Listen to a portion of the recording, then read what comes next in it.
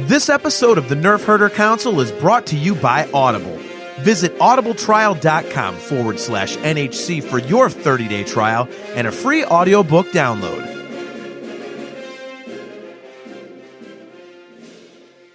Hi, this is Joseph Williams, son of John Williams, and you are watching the Nerf Herder Council.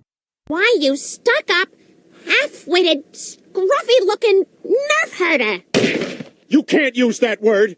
Only we can use that word.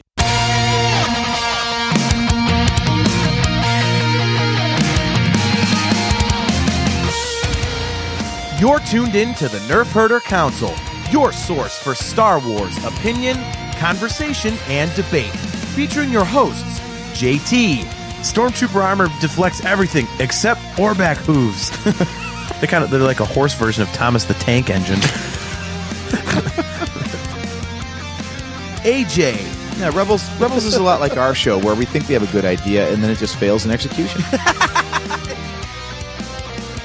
Steve. The vacuum of space does crazy things to your beehole out there, man.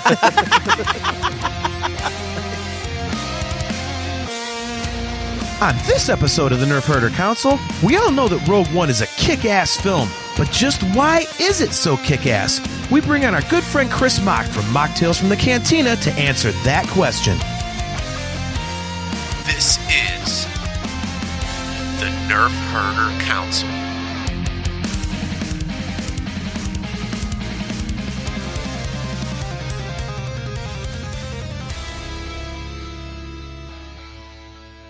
What's up, guys? Welcome to another episode of the Nerf Herder Council. I am your host, JT. We are live on Facebook and YouTube. We are live at those two locations every other Wednesday at 8:15 p.m. Eastern Standard Time. If you are watching on YouTube, please don't forget to click that like button, click that subscribe button, and of course, smash the notification bell so that you get notified every single time that we go live. If you would like to catch audio replays of the show, just Google Nerf Herder Council. We're pretty much anywhere you can think of. As usual, we are brought to you by Audible. Go to audibletrial.com/NHC for your 30-day trial and a free audiobook download. And always go get your customizable Nerf Herder Council swag at shop.nerfherdercouncil.com. Let's bring my brother, my very good friend AJ on. What's going on, man? Good to see you. Yet another star-studded episode of the Nerf Herder Council upcoming. Yeah, we're getting all the hot celebs on our show now. This is great. we're rolling deep with all the famous people, dude. We got all kinds of guests from all corners of the Star Wars universe. Of course, today we have one of our favorites. So. Well, you know what it is? You get those 5 new subs over the last month, and all of a sudden, doors just open. It's incredible. Seriously, though, welcome to the 5 new subscribers. Thanks for signing up. Thanks for tuning in, guys. We appreciate you very much. Without further ado, let's bring him back onto the show. He is a very good friend of ours, fellow podcaster. He is a filmmaker, one of the biggest Star Wars fans you will ever meet, and just an all-around cool guy. He is our very good friend, the host of Machtails From The Cantina, Mr. Cris Macht. What is going on, man? Good to see you again. Hey, always good to see you guys. And how do you follow up with John Williams' son? Awesome intro. But that's the one bit of fan cred we have. Our show is tiny, but we've got John Williams' son doing our intro. So size matters not, right? Right. Exactly. So the dude wrote Toto. The dude was in Toto. No big deal, right? Exactly. Yeah, but not to be confused with the original lineup of Toto, because I did this for Mocktails. I did this research on Loptenek, and it ended up taking me down like the son of John Williams rabbit hole. And he's in Toto now, but he was not the guy that was playing the keyboards down in Africa, or just Africa as it calls. But, Africa. Africa, yep. Yes. Crazy fact, though, that he is in that band, and I think it's crazy that he introduced your show. That's incredible. Well, admittedly, it is because of the music that we got him, but still, I figured, what the hell, man? Nobody else has it, so give us a little bit of credit. I was watching something else. I was like, oh my God, what is this? I love it. Like, I'm on the wrong show. These guys don't have that kind of pull. No, but that's awesome. And you know what? Speaking about this kind of show, I love being on your show because to me, it has the same vibe and feels as Machtails from the Cantina does. It's just a fun, uncensored, unfiltered show where we speak what's on our mind. Yep, I completely agree. Our good buddy Kale McLeish says, hey, Chris, you just made this episode even better, and I'm pretty sure it was going to be a banger already. So there you go. Cheers. And thank him for tuning into Machtails too as well. Oh, yeah. There you go, Kale. There's your thank you. Yeah, no, I agree with you, man. Doing your show is always a blast, and, so... yeah, it's definitely a similar vibe. I think that's why it works well when we get together and do these sorts of things. And, we're cut from the same cloth. We're rolling and smoking the same thing. I've been waiting for this episode tonight because we had talked about this. It feels like at least months ago. Yeah. So if it feels like it was months ago, it was probably 6 months ago. Sure. That's just the way the time operates and works. But man, anytime somebody asks me to talk Rogue One, I'm like, yes, like take me to church kind of feeling. You know what I mean? As soon as I came up with the idea, I was like, well, we have to have Chris on.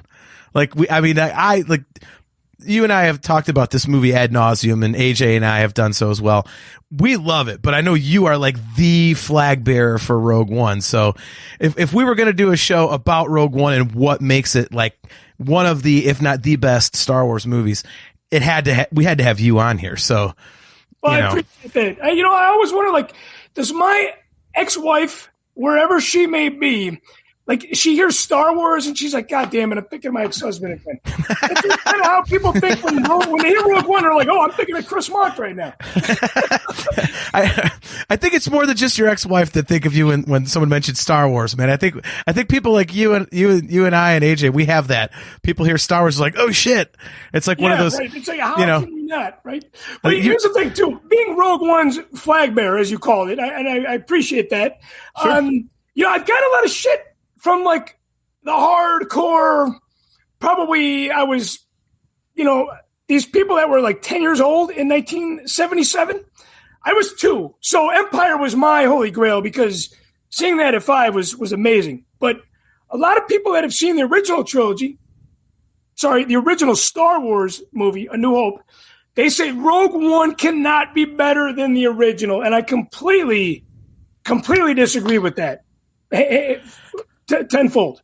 Yeah, that's kind of like saying that, it's like saying, like, I mean, it's not nearly as good of a franchise, but it's like saying, the third Nightmare on Elm Street Dream Warriors can't be better than the first one. Like, oh no, it kind of can. Like, it's pretty kick ass. So yeah, I mean, AJ, where do you stand on that? Because I'm with Chris. I completely disagree with that opinion. Oh, that it can't be better than the original? Yeah. You like what you like. There's so much Star Wars. I don't get why we have to like shit on something just to raise something else up. We did the movie rankings, and it was just our opinions, man. But yeah, I mean, I love the original and I love Rogue One, and I don't feel like I have to elevate Rogue One by saying how better it is than the original, or shoot Rogue One down because it's not the original. You like what you like, and it's perfectly fine. I think they had an impossible task in trying to make a movie that is, what is it, like 38 years later or something like that? Like, it's almost 40 years later from the original. And trying to make a movie that's got that much of a gap in it and still has to, like, bolt right up to it as a perfect, like, lead into it, it's incredible. It's incredible. I mean, it was a story that no one really needed in the first place, so they started out behind the 8 ball and they knocked it out of the park. It was incredible. And I mixed my sports metaphors there, but that's okay. There's an Anchorman 2 quote in there somewhere. So And a big Lebowski quote. Yes, exactly. Kale says, it's a hard one to debate. A New Hope and Rogue One are just such different movies. I don't want to say it's better. I think I might like Rogue One more, but it's just so different. I can't compare them. Why don't we start there? You know, I kind of wanted to do this episode and basically see if we could kind of dig into, we all know that we love the movie and it's just a kick-ass movie, but you know, I kind of wanted to dig into it with you guys and talk about exactly why the movie is so revered and why it was kind of a surprise that it was so well received and so well done. You know, I mean, I think, you know, right off the bat, to me, I think that this movie hits, I think it's a twofold type of a thing.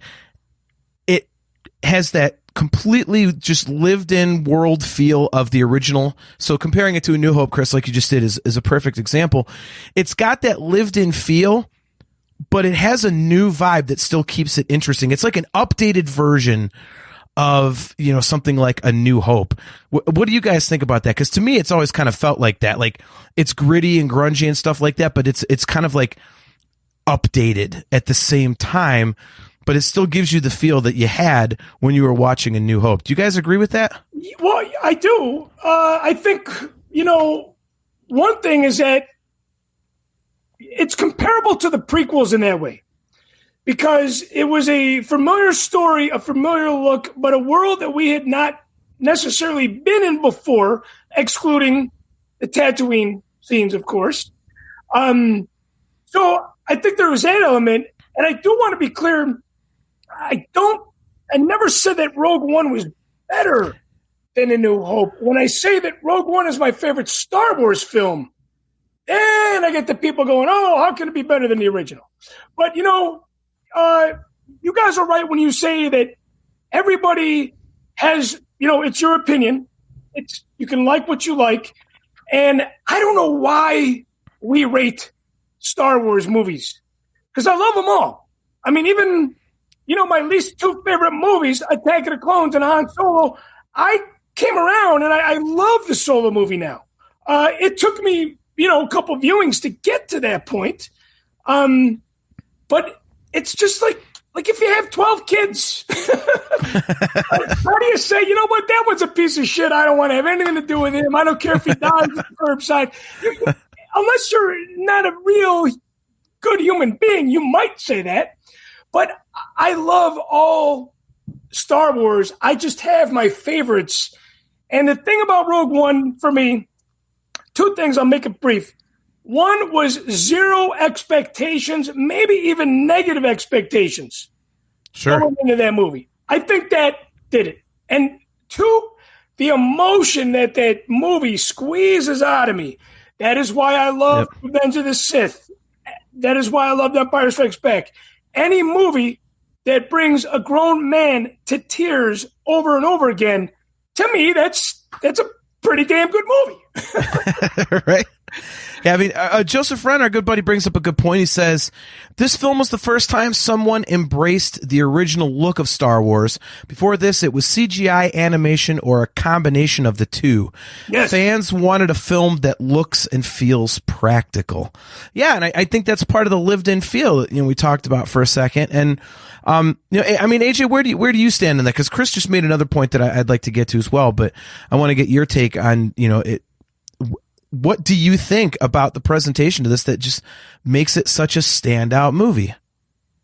Oh, we were gushing about this as soon as we saw the movie. The fact that it pulls all the elements of the original trilogy in, but, you know, as fans as we are of the original movies, the special edition scenes stick out for being 20 years newer. And then 20 years beyond that, it's really hard to go back and look at those original trilogy movies and not wish you had better visuals. This movie gives you all that. You get your X-Wings, you get your Stormtroopers in HD, and screw you guys in the 501st who say it doesn't look like the original. Yes, it does. It looks exactly like what the original was going to be if they had the budget to do it right. So you get all the great things that you love, but like in a nice modern package. So it looks better than ever. And aside from that, the fact that they went for this like grittier kind of look with the rebels in particular being more like gray area heroes, the first movie was so low budget that there was some stuff that ended up on film that wasn't supposed to, because they just didn't have the time or the budget to go back and reshoot it if there was like a piece of armor that was crooked or a scuff on something. So you get these little like, that lived in universe, that lived in feel. And in this, because they embrace the grittiness to tell their story, it actually ties in with the stuff that was really just accidental grime, really, in the original production. So I think they nailed it in every direction on that. Yeah, I would agree with that, man. It's, I think, episode 7 had come out the year before, and fans just absolutely loved it. They kind of felt like it went back to that presentation, and it wasn't all glossy and slick like the prequels. And of course, we know that those effects had garnered a lot of shit over the years. So, I think, for me, kind of piggybacking on what you both were saying in a way, I think one of the other reasons that the production value of it, presentation of it, kind of went over so well is because people were on a high from what they had gotten visually in The Force Awakens. Kind of like how Solo got, absolutely screwed at the box office because people were pissed off about The Last Jedi. That was, direct, Solo suffered from a reaction to the previous film. And I think this one, kind of succeeded because of it. I think, well, all right. Well, here's a good question. Joseph Wren says, is this film boosted by not being a Skywalker story? That's a good place to go. I think for me, guys, I don't know that it's boosted by not being a Skywalker story, but I think it's boosted because, Chris, you made an excellent point about there not being expectations, or maybe even being negative or low expectations. And I know, and I'm a perfect example. I've said many times on the show that, I was like, it was the first time I didn't get hyped up for a Star Wars movie until like a week or two before. Like, I was like, I'm going to go see it at Star Wars. Cool. But I'm like, okay, the trailers weren't grabbing me, whatever. And I've told the story a million times how I was like, seriously, a blind guy with a stick is going to beat up stormtroopers? What is this dumb shit? And yet, coming out of the movie, Cheering Imwe is my favorite characters, like one of my top 5 favorite Star Wars characters. But I didn't get pumped up for it until like the week or two before. And then all of a sudden, like, my Star Wars hormones kicked in, and it was like, oh, fuck yeah, there's a Star Wars movie. And I like you said, Chris, I went in with like no expectations. And I came out like, oh my God, that was so unbelievably good. I mean, I don't know if it's boosted by not being a Skywalker story, Joe, but I think it's boosted by the fact that it was a complete surprise. Yes. So I mean, where do you guys stand on that? Yeah. When I went in to see the movie, I'm like, okay, how can you have a movie without John Williams' film score? How can you have a movie without the Skywalkers? How can you have a movie without any Jedi? And I think that's why Chirrut and Baze were so lovable right from the get-go, because I love Revenge of the Sith immensely. And that the scene where Execute Order 66 happens always brings me to tears. And primarily it's a lot to do with that John Williams film score. Yep.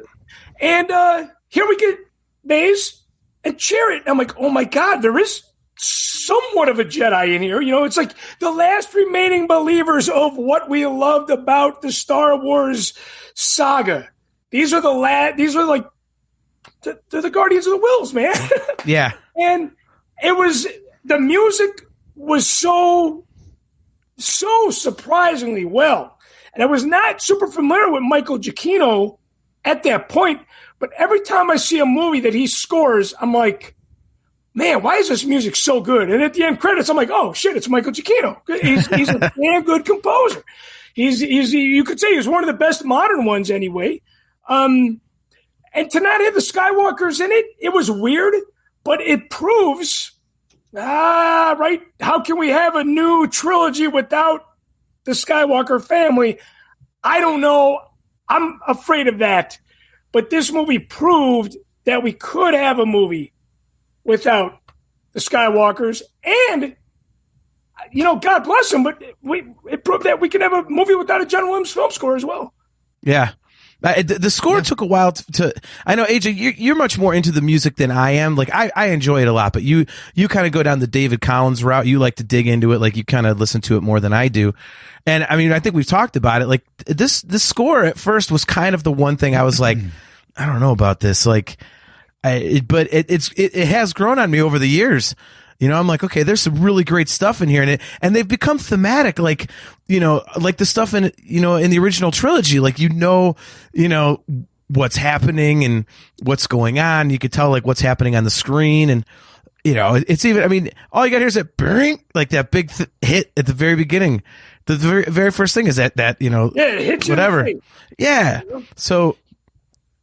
Yeah, I was just watching it earlier, in prep for the show, and that first little musical cue after the stinger that opens up with, I swear that's a riff on the little like flute piece that trails off like at the end of our intro, for example, the like I think that's in there in like a minor key or something to start off this movie. It's just like a callback to be like, yeah, you've heard this, but it's kind of screwed up right now. Like, it's crazy thing. With all the rewrites and everything else going on, Giacchino only had 4 weeks to write this score. I was going to mention that. Unheard of. So for him to crank this out in under a month is just insane. And he actually said, like, he was considering not taking it. And I forget who he was talking to, but he talked to a friend who he was like, basically, I can't do this. I don't want to do a crap job. I can't do Star Wars and not do my best work. And I just don't have the time. I don't know how I could possibly do this. And his buddy was like, dude, you have been writing Star Wars in your head for years. So the songs are already there. You just have to put them down on paper or MP3 to be performed. Like, you've got this, man. And he took it. And again, like you're saying, no expectations, and it came out so much better than anyone could have hoped. Yep. Kale says it. Damn, that turnaround is maniacal. Yeah. When I first heard that, I said the same thing. I was like, oh my God. When I was writing music, it would take me like 3 weeks to write a single lyric, and this guy's writing a Star Wars score in 4. Like, what the hell, man?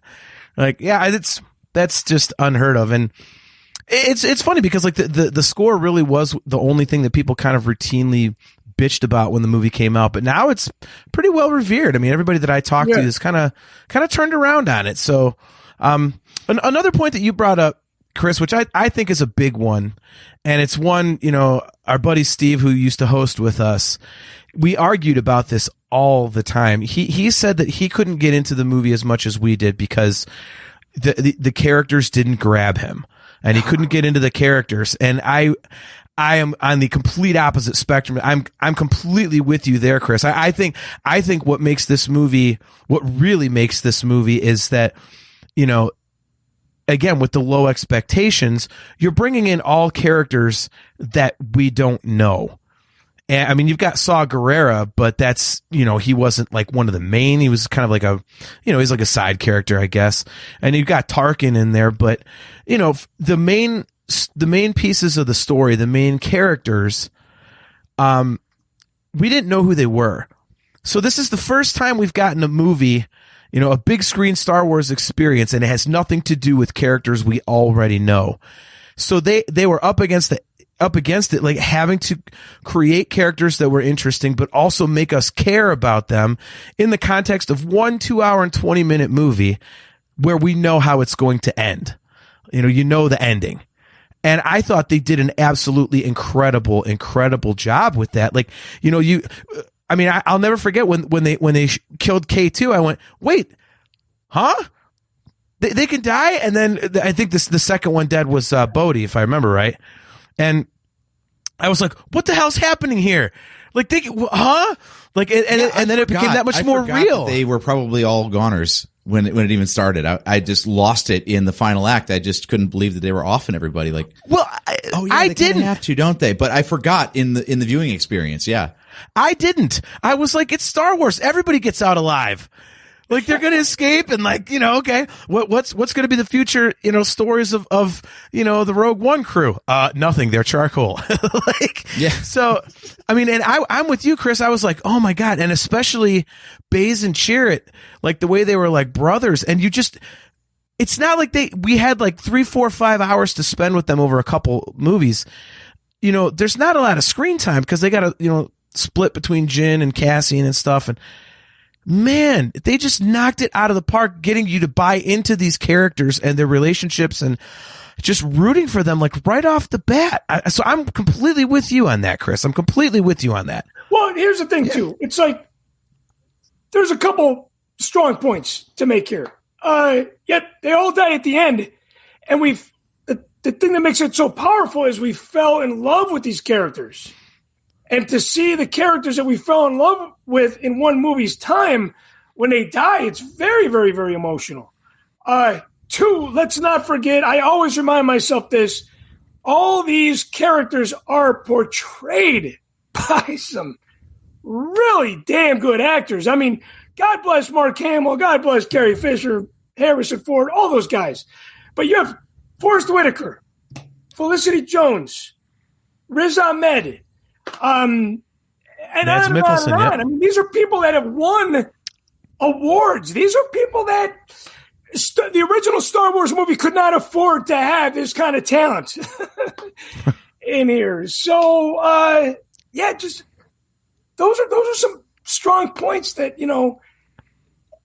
last point I want to make is everybody loved The Mandalorian. Why? Because there was no headcanon. There were no characters with any crazy tie-in stories that didn't make sense.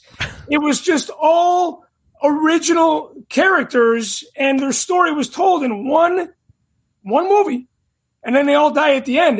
Even the extras, I have to add, were like Melshi, Duncan Powell. I mean, even he was the shit. I was waiting. I was waiting to see how long it would take you to bring up Melshi. I know you love Melshi. Hey, less than half the show. So there were all these side characters that made me feel like a kid again. When we saw Bosk, when we saw IG-88, who are these people? Yeah, tell me more. I felt like that is what Rogue One, the characters did. For me, was it made me feel like a kid again. And the prequels and The Force Awakens did not do that, but Rogue One definitely did. Interesting. Isn't that incredible, by the way? We're talking about a movie where every one of the heroes dies, and we're still talking about it with enthusiasm like, oh my God, this movie was so much fun. We had fun watching the people we were cheering for get offed in brutal fashion. Like, if they survived the assault, then they just got to wait for their own demise as the Death Star laser, took them. And still, it was a blast. I don't know if I would describe this movie as fun. I don't know if fun is the word that I would use to describe it. If I could describe this movie in one word, it would be emotional. It is definitely the most emotional Star Wars film, for sure. There's a lot of fun moments in it, sure, but I think going back to what you said, it's dark, it's gritty. I think the funnest thing was when Merrick came through, Scarif, and even Baze turned around and he's laughing and Merrick's laughing. Yeah, that was probably the funnest part of the movie because you knew the rebels that were going to die tragically were having fun for once. Speaking of backup characters that we love, Merrick is the one for me. I love Green Leader. Yeah. I don't know why, but that's just my boy right there. You mean Blue Leader. You're getting your Blue Leader. Sorry, Blue Leader, yeah. It's been a while, sorry. I have a friend that's colorblind, so he that purple leader's my all-time favorite. Yeah. Oh, we knew who you were talking about. Yes, Merrick. Oh, that's awesome. Yeah, Chris, you make a good point about the actors too. I thought, it was definitely, kind of interesting in The Force Awakens, the casting, when you see these actual like A-list people being brought in, you're like, well, that's certainly, outside of Alec Guinness and, in the prequels, and then, or excuse me, in the original trilogy, and then you've got, Liam Neeson in the prequels, there's, you know, maybe some Jimmy Smiths, whatever. Yeah. You didn't have that. Yeah, there you go. Thank you. But it wasn't, I mean, they were kind of an outlier, and George Lucas always had that, I want to find new people thing, you know. And with Disney, they're like, nah, good actors make good performances. And I think, you know, again, it was weird, like, and now that's all they've been doing, really. And I mean, I think that makes a huge difference. So I agree with you on that as well. You know, the performances and also, I think, as much as it's like when you see these people, you think of other things they've done sometimes, I don't really get that reaction. And to me, like, their ability and their gravitas just kind of makes the character even stronger and more grounded, I think, because you're like, okay, like, this person's solid. You know, it's not some schmucko that you never, you know, heard of before. You're like, who the hell is this jackhole? Like, you know, you're like, oh my God, it's Mads Mikkelsen, you know, and, you know, Ben Mendelsohn and all this stuff like that. So yeah, I'm totally with you on that. So Kale has an interesting hot take. He says, should have gotten a Cheer It series instead of Andor, but at the same time, Book of Boba Fett ruined the mystery of Boba Fett. You're wrong about that. Would an Imwe series be any good? I think you could do both, because I think Andor is kind of like the story of the birth of the rebellion, whereas, you know, Chirrut Imwe and Baze, that's the Guardians of the Wills, and that's definitely a story there. You know, something totally different. Maybe not 2 12-episode seasons worth, but a miniseries like Kenobi was, you know, for sure. Because like, going back, those guys have a lot of past and history with the Jedi religion, and that is such a big part of the Star Wars saga. Yep. Yeah. Look at Joseph. Well, I was going to say that part of what I love about the fact that we have Baze and Chirrut is that they are not, like, we always see the Force get used in Star Wars movies for action, right? Like, these are like the best warriors in the galaxy. And I love that their backstory is that they weren't warriors. They were just aware of the Force and revered it as such, as a religion, like you said, instead of like, oh, I can use this to cut people down with a lightsaber. I also thought that, like, that was the part of the Jedi religion that was underplayed a little bit in the Skywalker films. And this one was like, it was totally cool to have a dude be like, yeah, I know things, but I'm just going to sit here and, you know, beg for scraps because I'm not a fighter. One of the things that I love about the Baze character and his storyline is that, you know, religion is such a complicated thing in everybody's lives. A lot of people don't like to talk about it. Here I am talking about it on your show. I apologize for that. But I love, the thing I love about Baze is that he is this person that was the believer, you know, from you know, Chirrut said he was the biggest believer of us all. Yeah. And then he had that fall from grace. And then at the end, he's essentially saying a little prayer with Chirrut. There's something that's just so fucking powerful about that. Yeah. It's like he's come, it's like, exactly. Like, he's come back to where he was. Yes. You know, he's got this belief in the Force that he used to have. And, you know, oh God.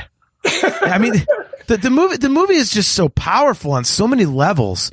You know, it's like, and I forget which one you just brought it up, but it kind of jogged an idea in my mind. It's like, you know, this movie, I think it was the first time that we really saw that the Star Wars lore could be expanded beyond what we know.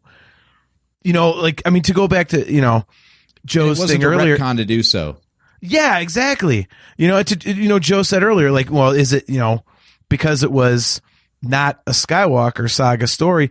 You know, I think, you know, to that end, not going back to that question, but I really think, like, this is the first time where, you know, like, the Guardians of the Wills, like, we saw characters that were Force sensitive, but they weren't Force users.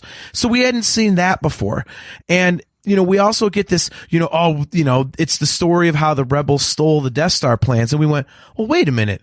That's just one line in the crawl of A New Hope. Like, they can make a movie out of that. Like, I think that's one of the other reasons that this movie is so good and so successful, is that it's like the first crack that we see in the opening of Pandora's box.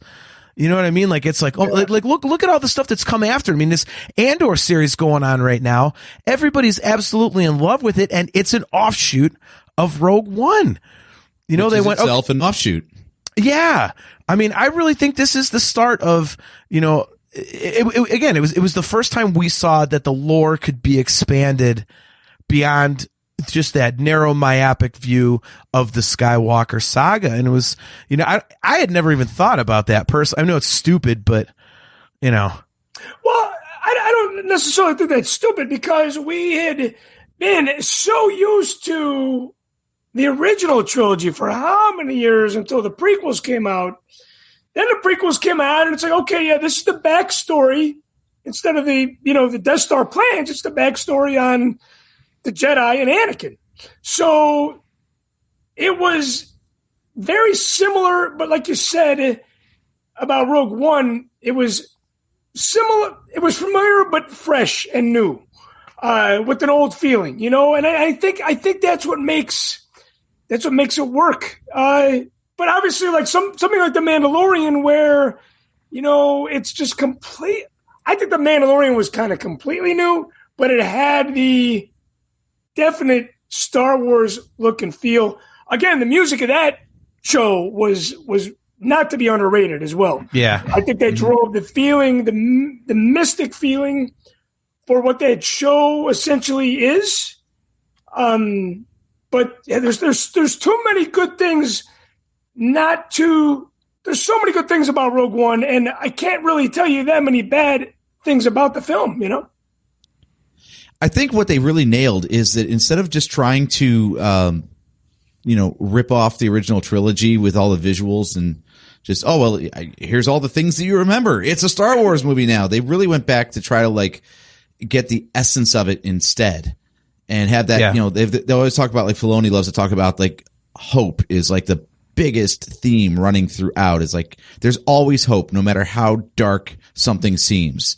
There's always a chance that it can get better, or it can be saved or redeemed somehow. And I mean, I think that's why they have, you know, that it's a love fest for the movie, but we'll call it Princess Leia at the end of the movie. That's why she says hope, and it's the last word of the entire film, because that's like the essence of what makes Star Wars so rewatchable. Even though we are watching a civil war where lots of people die, it's so rewatchable because there is that sense of optimism about it. And the fact that these guys go in knowing that there's a really good chance that they're all going to die in the effort. They're going to try anyway, because there's that sliver of hope that what they do is going to matter and is going to save the galaxy. And you know what? You know what they died for. The characters don't know necessarily what they died for, because they can't see that. But we as fans know, and it makes it that their deaths are that much more important, because it was an ultimate sacrifice for blowing up the first Death Star. I don't know, but you know, now that I'm talking that through, I think the biggest thing that is the most important from the Star Wars saga, and I don't want to go down the beaten path here, but Luke's confrontation with Vader, Vader's redemption, Luke not turning to the dark side. I think at the end of the day, that's what the story of Star Wars is about, not necessarily blowing up the Death Star, but like you said, it's all about hope. And hope, you know, applies to both of those scenarios. Yeah. Man, I keep saying hope, and I just keep picturing Leia at the end. I was her mouth just looks like there's an F like hope. And I'm not complaining, because it was super cool, and I still love it. Like, oh my God, like, you know, they got Carrie Fisher back in there. That's, you know, that's awesome. But yeah, that theme of hope is like, as you guys, you know, pointed out, it's so prevalent, and it's I think that's, you know, where I was going to go next is about the realism and the grittiness, and I'll kind of tie that in with the hope thing. But Kale has a good segue to that. It's, you know, he says, I got to say, it's one of the first times I really felt the war of Star Wars. It was gritty guerrilla warfare until the ending, where it was life or death. We have to finish this now mission. Yeah, and I think the hope, I think, goes in line with the realism of it, and I think those two things go hand in hand. to me, that's one of the things that it's always stood out, is that the struggle feels like it means something. It feels, you know, in other movies like this, you're like, oh, you're just entertained, you're going along for the ride. This one, and maybe it's because we know the stories around what's going on the screen, like the stuff that comes afterwards with the rebellion. This one just felt gritty and it felt real, like this means something. It had weight to it, but you also had that theme of hope running through it, because you're going, okay, you know, we're seeing like 30 of these guys going on this mission to Scarif, and you're like, and we know what the Empire is. Or, you know, they've got the Death Star at this point. You're like, so how the hell can they possibly win?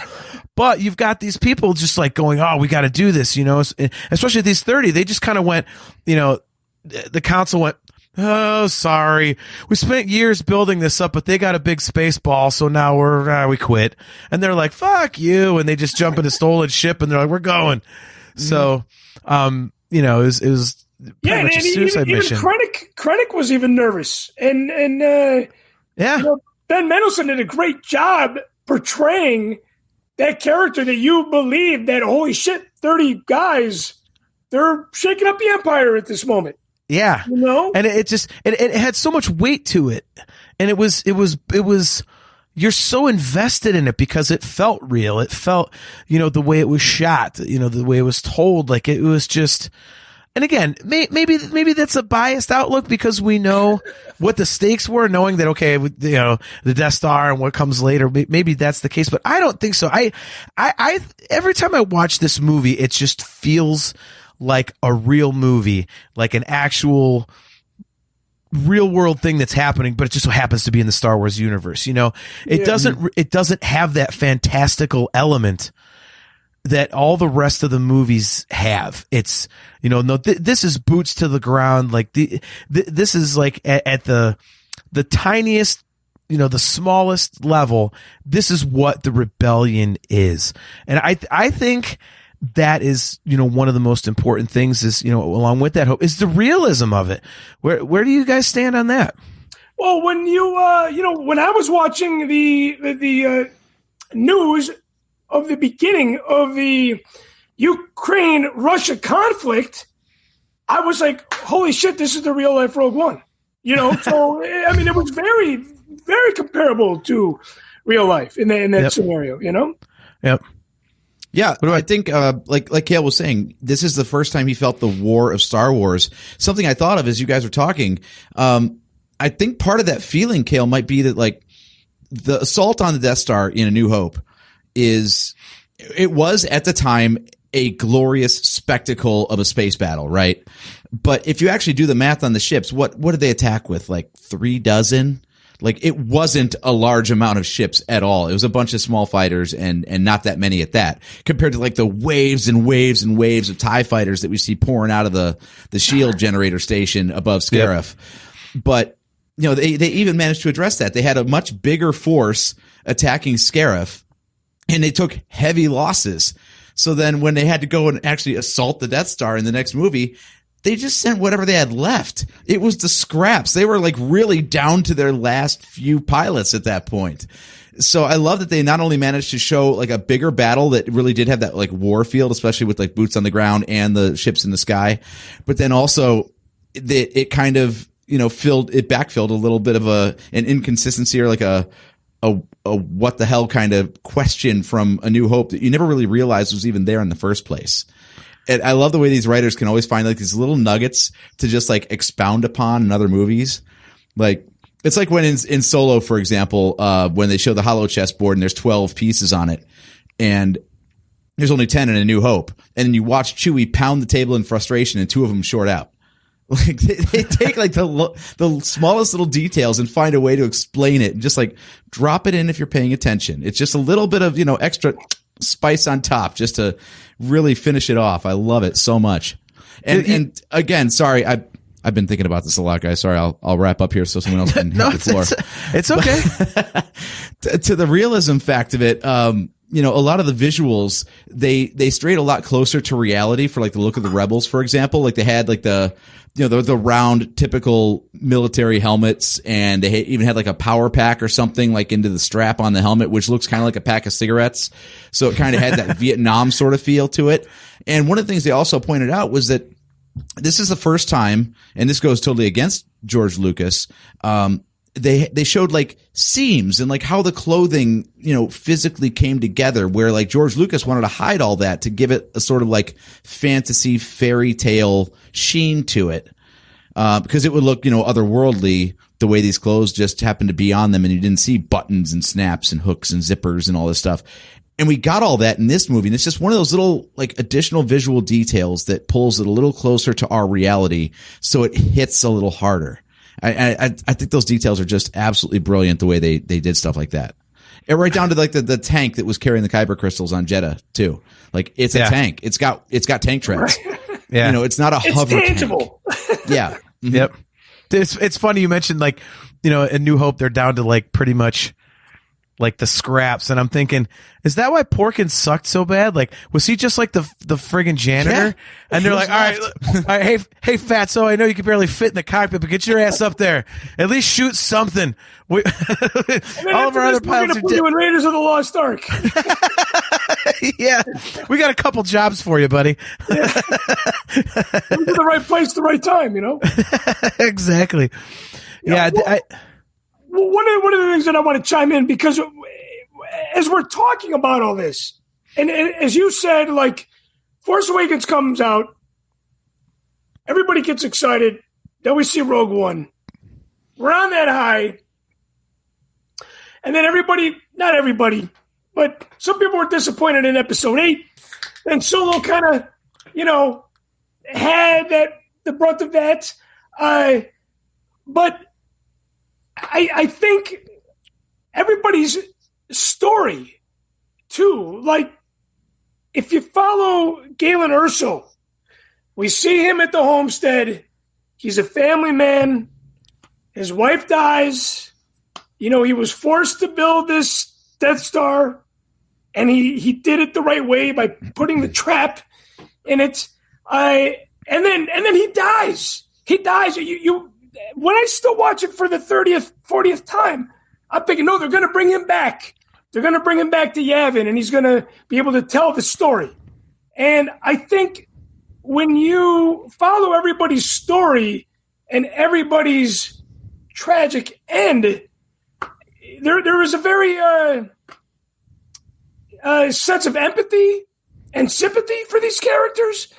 And to get it all in like a dozen, we've never had that before either in Star Wars. So just to kind of recap what we've been talking about, there's been a lot of things that have never happened in Star Wars before. They happened in Rogue One, and they happened so well. Why do you think that is? Because it is, it's especially for a Star Wars movie. Like, I hate to say like in a standard movie, but we'll just call it that. Like, you'll have films that are standard where you really get into the characters, but, over the course of, 2.5 hours. But a lot of times that's like one character, two character, three. You just pointed out, Chris, this is like a whole ensemble, and it's like all for different reasons. So why do you think that was so successful? Both you guys, like, why do you think that worked so well? I think the story of the characters and the people that portrayed them. Okay. What about you, AJ? I think part of what really works with the characters, one, because they're all unfamiliar, it's instantly creating an intrigue, right? Because you don't know what their stories are, why they're there. We could pretty much guess that they probably didn't survive, because otherwise they probably would have taken part in, episode 4. But we didn't know. So there's some intrigue there. And also, I think they did a good job of explaining why every one of those people was there. It wasn't just like, hey, we grabbed some rebels. It's like, no, like it makes sense that, Jyn was there because she had the tie to her father, and Cassian was there because he, first of all, he reprogrammed K2SO, and he shows up as part of the jailbreak that gets Jyn Erso out of prison in the first place. And he's head of intelligence, and, this is all like a cloak and dagger sort of thing. And you got Baze and Chirrut just happen to be on Jeddah, and, the Force kind of guides them to Jyn. with the Kyber crystal necklace and everything. You've got Bodhi Rook, who's the defector pilot. So of course he's intrinsic to the plot, and he can speak Imperial, so that's a good cover too. Like, everybody in there has a reason to be there, so none of them feel like throwaways as a result. And I think when you give a purpose to all of your characters, then you give the audience a reason to care about what happens to them. I never thought about it that way, and that ties in perfectly with Chris's answer and, point he's made, a couple of times about, the quality of the actors that they hired. I think you make a great point, AJ, and that, there's, like you said, a reason for them to be there, but there is something a little bit emotional about all of it. Cassian says, I've been in this fight since I was 6 years old. He eats, sleeps, and breathes the rebellion. Jyn has this relationship with her father, and it instantly establishes her as kind of a sympathetic character. So she's got that. Then you got Baze and Chirrut, who are, best friends, and they're also, force sensitive, and they're a throwback to a better time. And then, Cassian and K2 have that friendship. So yeah, that's well said by both you guys. I think, the purpose for the characters, and also the quality of the casting and the emotional angles that each of their arcs have, I think is a great reasoning for us to why they turned out so good. I mean, this movie is like a perfect storm, isn't it? It's just, I still have the same reaction every time I watch it. I'm like, God damn it, this is good. Like, it's just is. And I love a lot of I love, all the Star Wars movies, and I rank them. Chris, you said earlier, why do we rank them? It's like, well, everybody loves pizza, but if you go to 10 pizza shops, you do have one favorite and one least favorite, but you're still going to eat it at your least favorite pizza shop. So, I love them all. But this is that rare one where you're just kind of like, oh my God. And it really is a perfect storm of, again, I don't think we had really had much of this in the Star Wars universe. Chris, you've mentioned several times tonight that it's very emotional. And, you use Revenge of the Sith as an example, as it's got that same kind of feel to it. And I completely agree with that. Like, there's a lot at stake in the original trilogy, of course, and there's, the Luke and Vader father-son thing, and, but this is really something that we hadn't had. There's just, in the midst of this war, there's just heart, and there's, I think it cuts to the core, and it actually makes the Star Wars story, it shows the struggle on a personal level, whereas before it was very macro, and this is micro. Hopefully I'm using those terms correctly, because I'm a goddamn moron, but we just saw it as Empire versus Rebellion, and now this is like, okay, well, if you do that, from 50,000 feet, and then you zoom in, oh my God, there's actual people performing these actions. There are people dying. They're struggling against, the Empire is much more brutal than we thought. It's much more omniscient than we thought. And we'd never seen that before. It really humanized a story that for us was, people always like, oh, it's just space wizards and magic, like, it really humanized it. And I think that's really what really gets to the core of why this movie works so well for so many people. The original trilogy humanized things, but it was only Han, Luke, and Leia, really. Good point. Whereas Rogue One is like, there's so many moving parts, there's so many different characters. Let's not forget the chemistry either that these actors had with the, maybe they didn't all act in the same scene together. You can't have, there's too many to make that happen. But whenever these actors, had a scene as a character with other characters, everything was so heartfelt, Yeah. And the tension was real too. Like, I think like one of the other reasons you care about the characters is because every one of them has like a moment that like stands out in your mind. Like, if I let's just play a quick little game right here. Chirrut Imwe. Chris, name a scene. Standout scene for Chirrut. The scene is when he walks out to the master switch. because Melchi's like, the master switch, it's over there. And then the Chirrut just starts praying. And then Baze is like yelling at him because he knows he's just going to sacrifice himself. Yeah. That is my favorite Bodhi scene. Rook. Bodhi Rook. Name a Bodhi Rook scene that stands out to you. Oh, Bodhi Rook. God. Wow. There's so many good ones. I was going to say there's a couple for me. I think for me, it's like when you first see him, because for me, it's the desperation, and you know that he's not just some Imperial mole. There's this absolute desperation of, I got to get this message out. Like I'm here. He's just so intent on getting this message out. Like you could tell he's got something important. He's got to get it. And I think that kind of defines his path throughout the whole movie. Is he's dead set on making sure that the Empire does not succeed. And I think you see that immediately. Yeah, I think you're right. I noticed that this time. Like, he spends the entire movie basically scared shitless. Like, he's just terrified in every scene, but he's doing it anyway.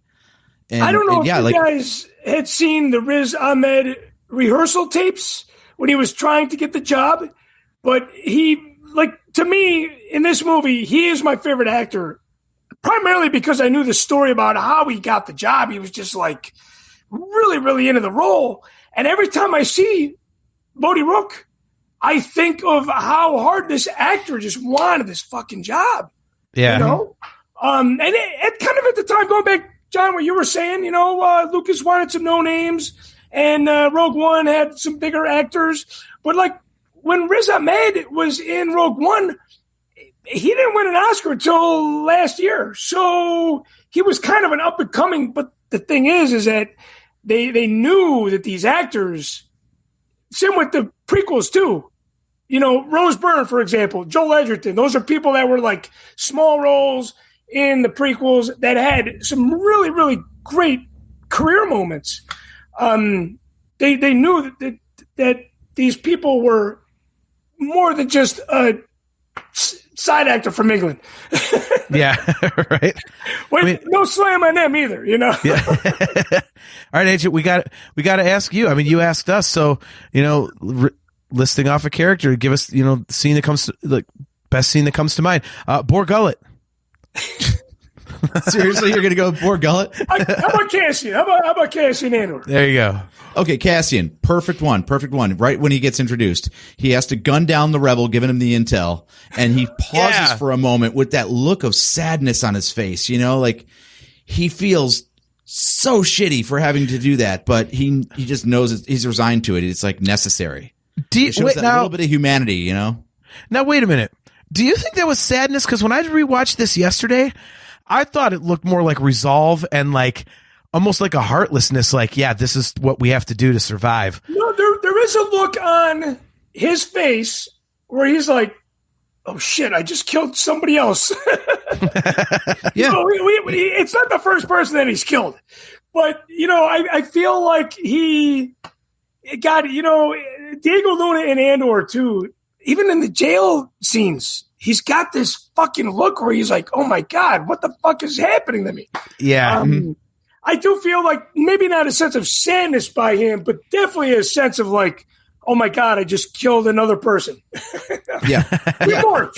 And it sets it up later when he decides not to do that to Galen, to go against orders and not shoot him. Exactly, yes. Good point. Very good point. Okay. But does he do that because he's convinced by Jyn Erso, or does he like at wit's end, he's like, I can't continue going on killing people? Yeah. Probably a little bit of both. Yeah, I could see that as a little bit of both. But I think, Jyn in general kind of like inspires him and reminds him what he's fighting for a little bit. Yes. Very, very, very true. I think that's another cool aspect of the movie is kind of the change we see in Jyn. And granted, it happens fairly quickly, I think. But, she goes from basically just like a career criminal when we first meet her after, the intro scene when she's just a kid.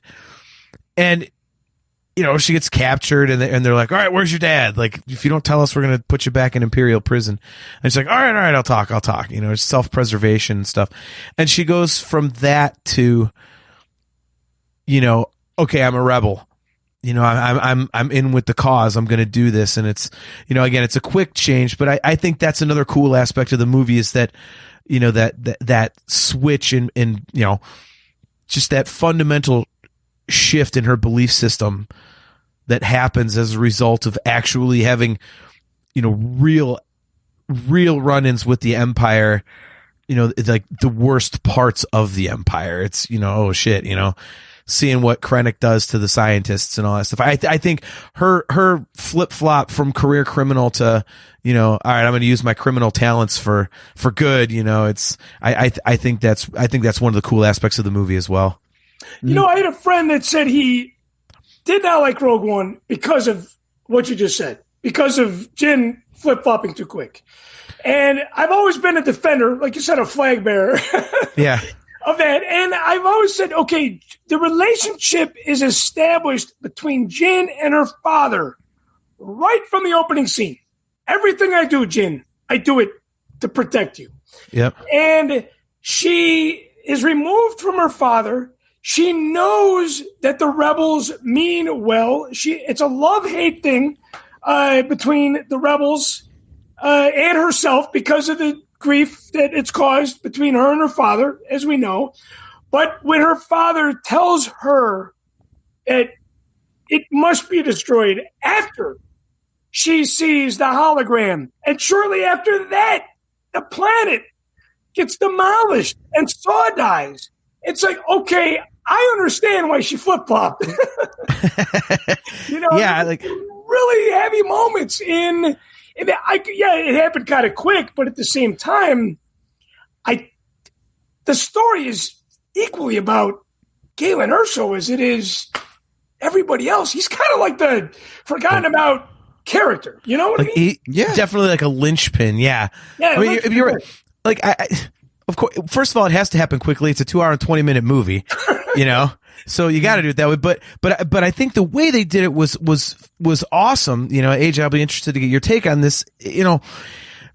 That they play that father-daughter thing up to the point where, she's a career criminal. She's doing her thing. She goes along on the mission to, just kind of like save her own skin. And it takes her, having her father die in her arms and telling her like, hey man, here's what I've been fighting for.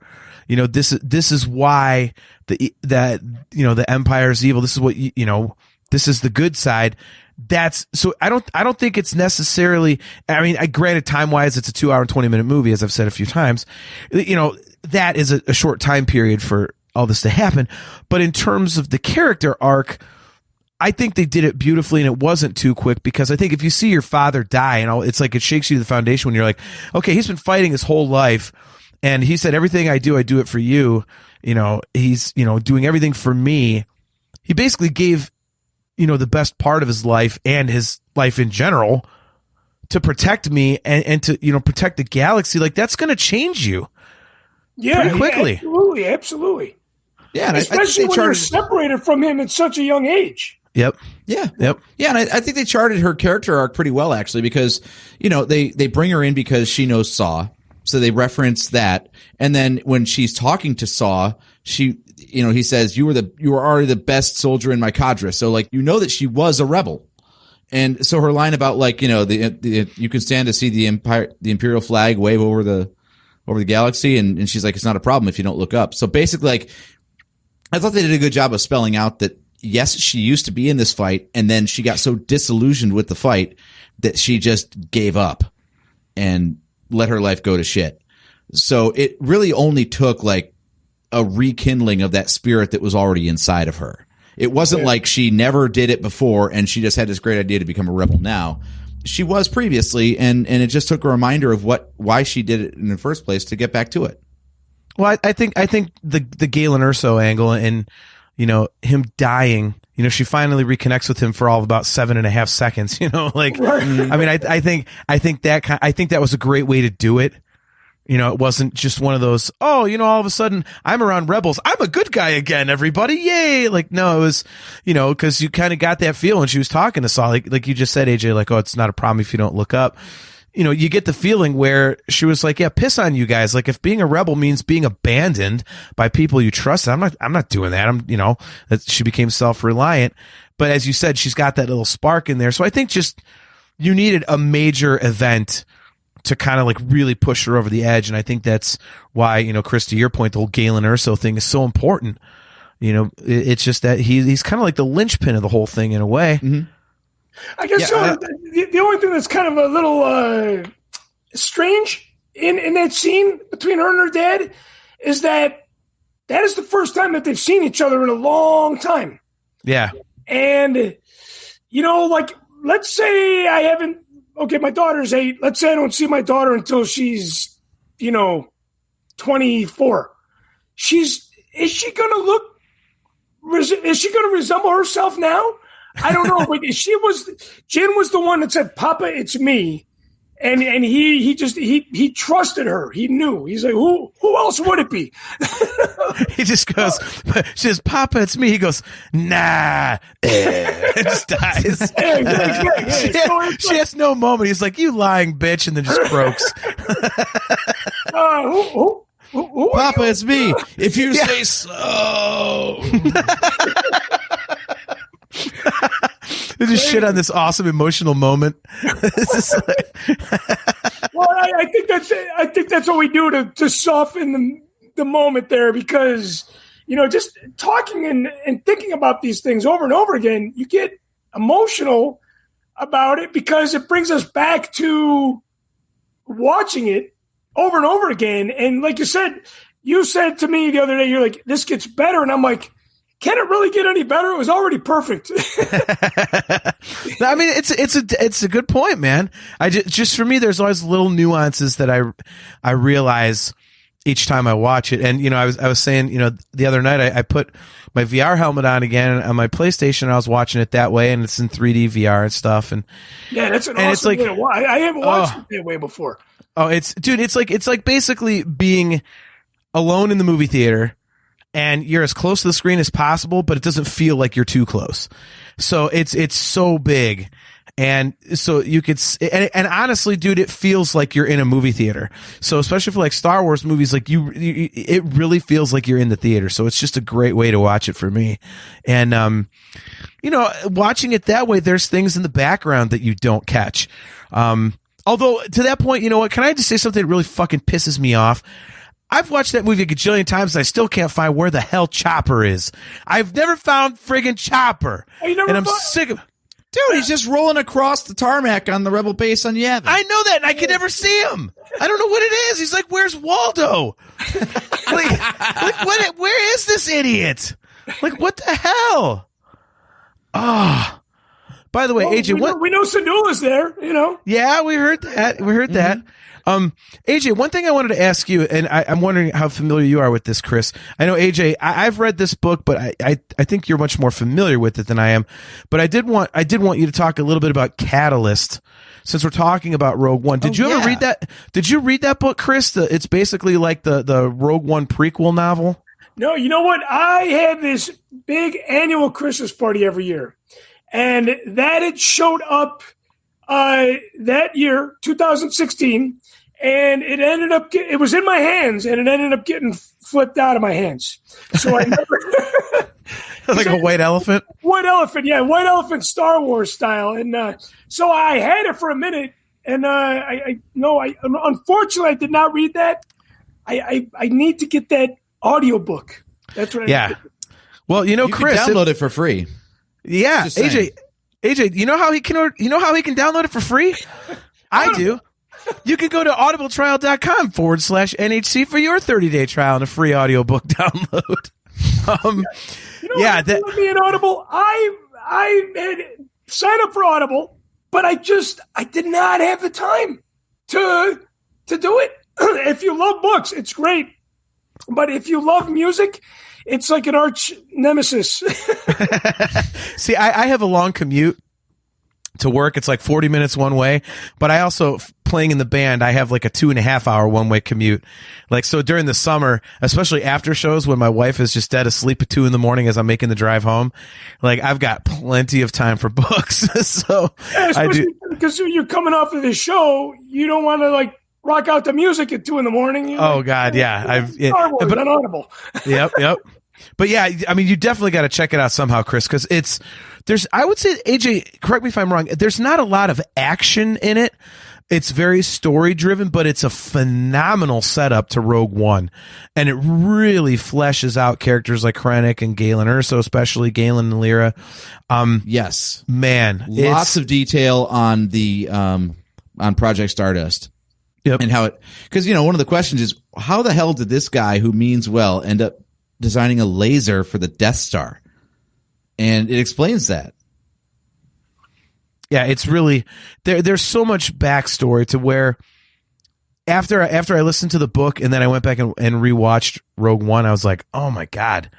Like it makes it even better because you've got that kind of because you have that backstory.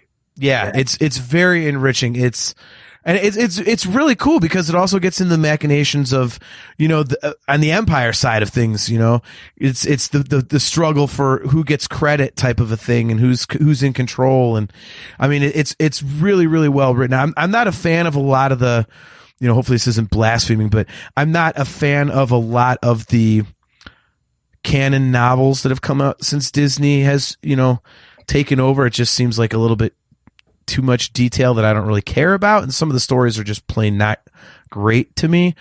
But Catalyst is awesome.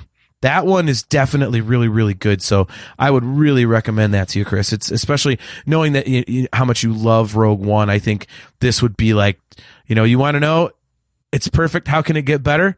Read Catalyst.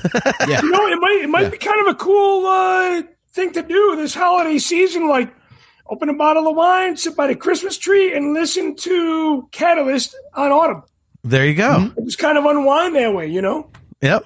I agree. I'm going to do that. So ask me again when I'm on your show next time.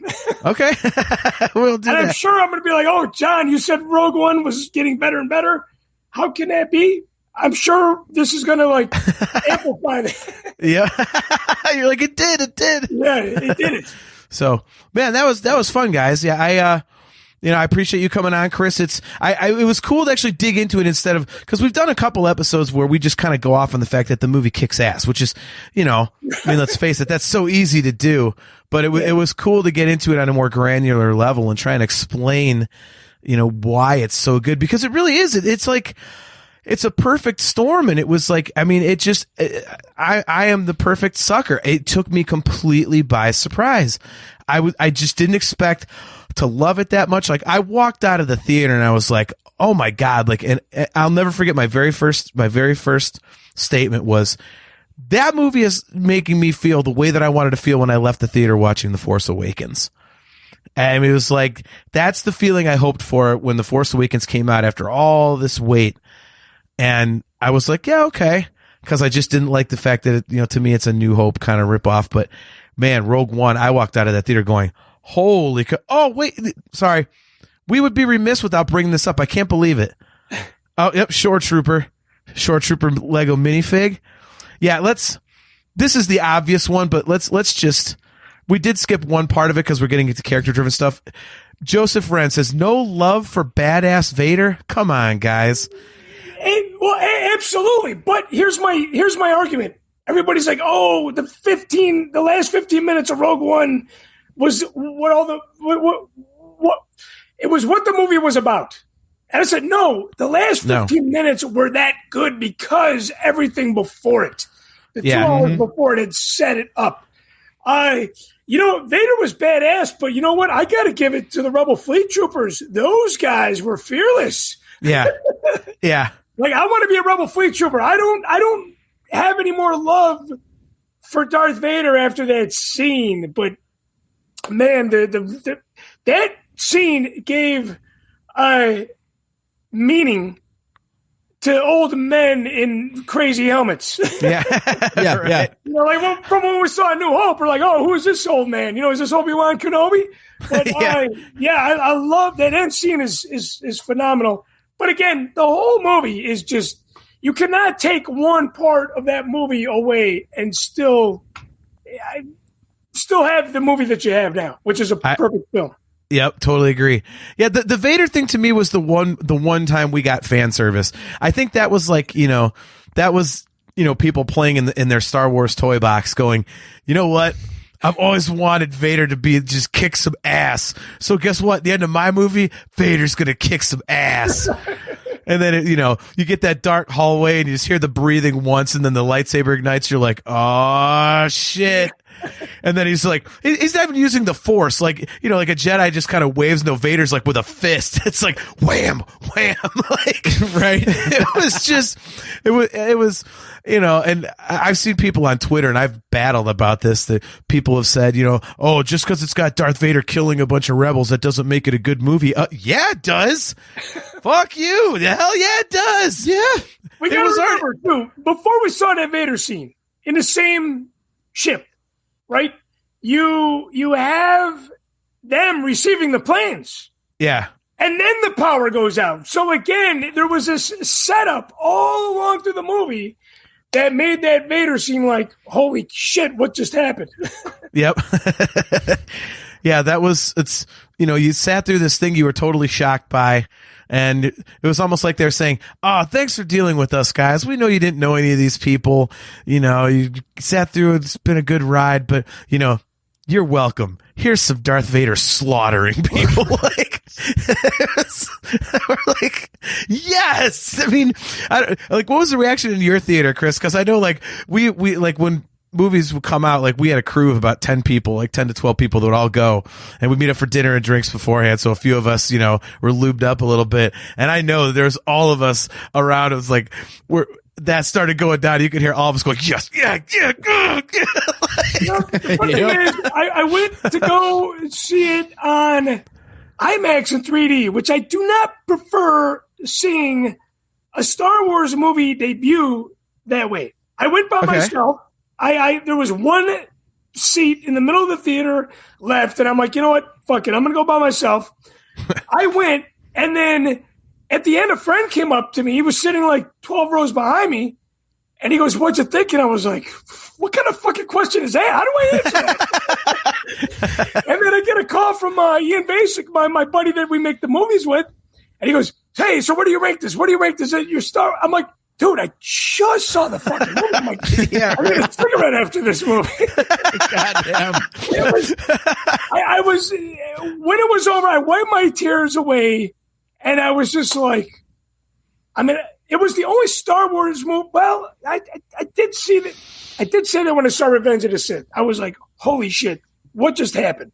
Yeah. That made me say that. But Rogue One, when it was over, I didn't know what to think because there was so much to take in, but I knew it was going to be a good thing to process. Yeah. Yeah. Look at this. Our buddy Weaver. Good to see you, man. He shows up right at the end and, of course, goes completely against everything we talked about the whole show. He says, I don't know. I thought the characters were met in Rogue One. There's too many and not enough time to develop them. See, Weaver, we just spent an hour and 15 minutes talking about the fact that we love the characters and thought they did a great job developing them. He's a Raiders fan. What do you expect? Yeah, Josh McDaniels. I'll close up my final thought on this is that, you guys brought up hope earlier, and I think that's the overarching thing. And for me, this movie gave me hope, because after seeing, The Force Awakens and that being the first Disney offering, I was like, ooh, are they just going to kind of rehash things? Is this what they're going to do with these movies? I don't know. Not to mention the fact they killed Han Solo. Fuck you, J.J. Abrams. But when I came out of Rogue One, I was like, okay, this new Star Wars ownership, somebody out there gets it. Somebody knows me. They know what, somebody knows what a guy like me, a lifelong Star Wars fan, what I'm looking to see. They get the vibe of Star Wars. They get the feel of it. They know how I want to feel when I walk out of the theater. So this movie gave me hope. So what are your final thoughts on Rogue One, AJ? You hit the nail on the head with the hope thing, especially because I said that earlier.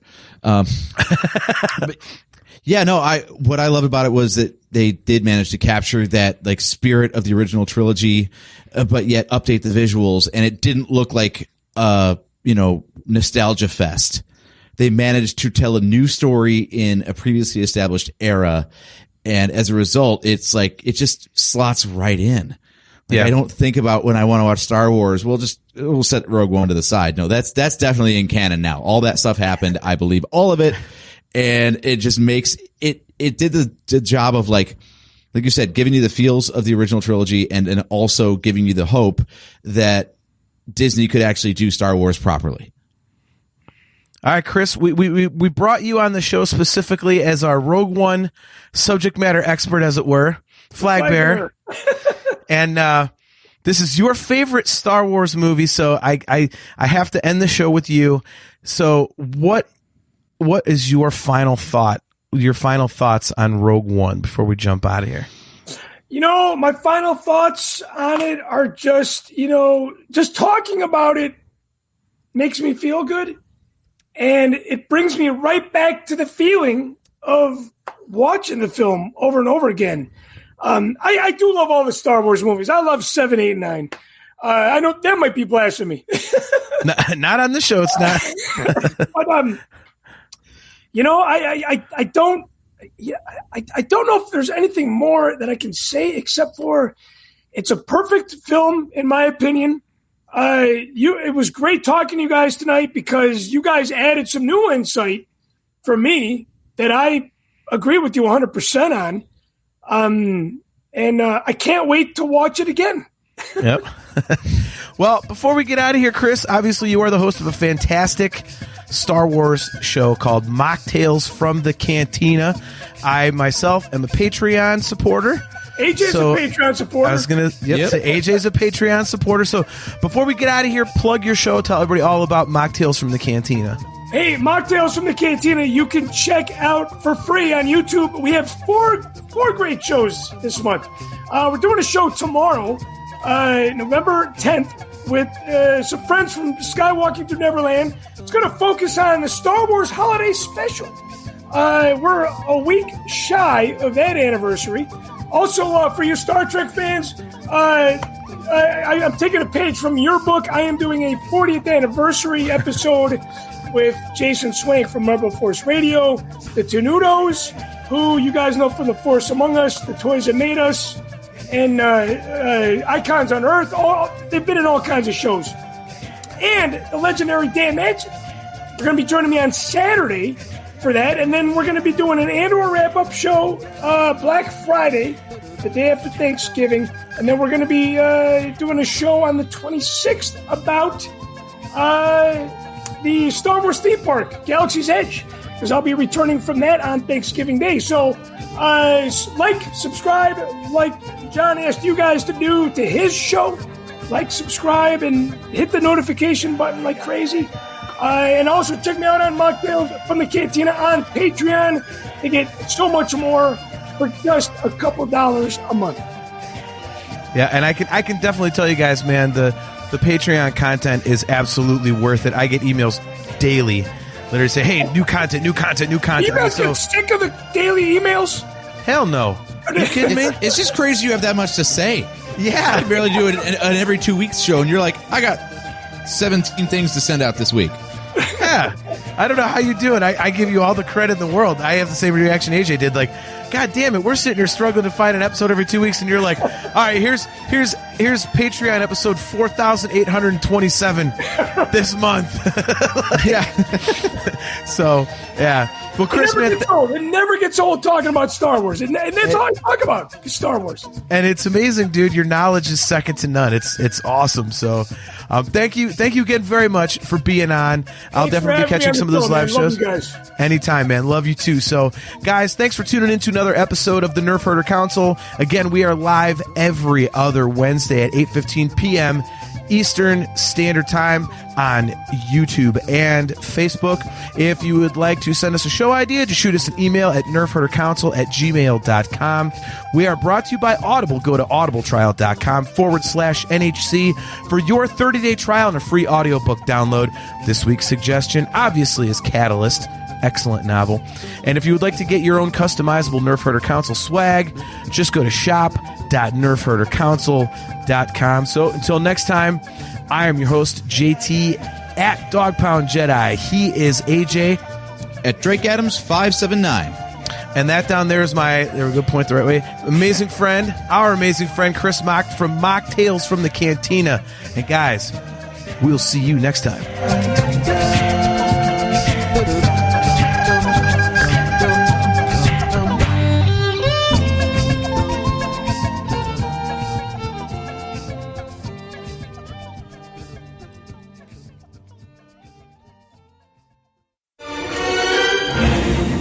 Bucket of bolts is never gonna get us past that blockade. This bucket's got a few surprises left in her.